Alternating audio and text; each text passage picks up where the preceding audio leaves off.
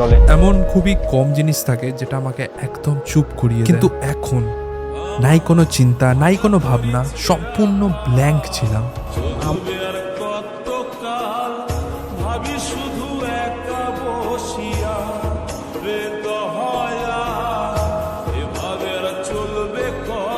Just দেখছিলাম আর ভাবছিলাম, যেই মানুষ যারা ভিড় বাসে কুনুই দিয়ে ধাক্কা মারে জায়গার জন্য, যারা ট্রেনে বসাকালীন অপরজনকে বসতে পর্যন্ত দেয় না, বলে দাদা জায়গা নেই, অন্য সিটে যান, এত অহংকার, এত ইগো নিয়ে যে মানুষরা বেঁচে থাকি আমরা।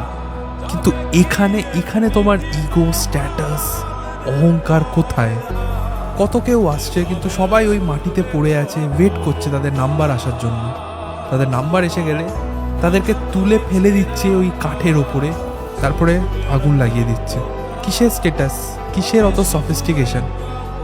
সব একইভাবে ট্রিট করছে প্রত্যেকটা বডিকে। আমি এখন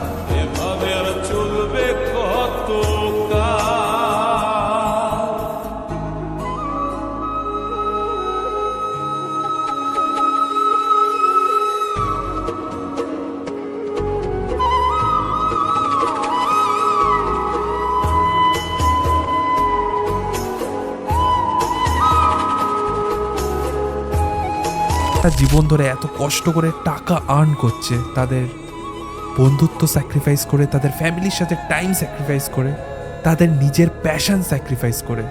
এই যে এত টাকা, এত সম্পত্তি সবাই অর্জন করলো পুরো লাইফে, সেটা তো কেউ আনছে না তাদের সাথে। ওই একই কাপড়ে মোড়া পিঠে করে আনছে আর ছাই হয়ে যাচ্ছে। যিনি মুখাগ্নি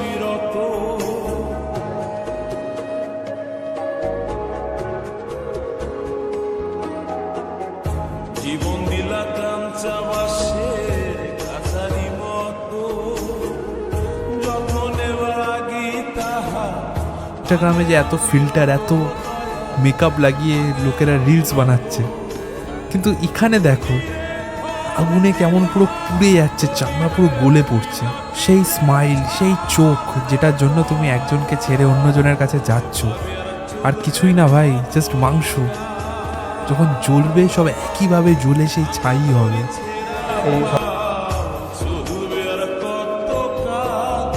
ভাবি শুধু একা বসিয়া বেদয়া এভাবে আর চলবে কত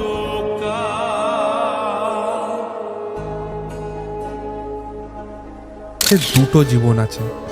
সেকেন্ড জীবনটা শুরু হয় যখন আমরা বুঝতে পারি আমাদের কাছে একটাই জীবন আছে।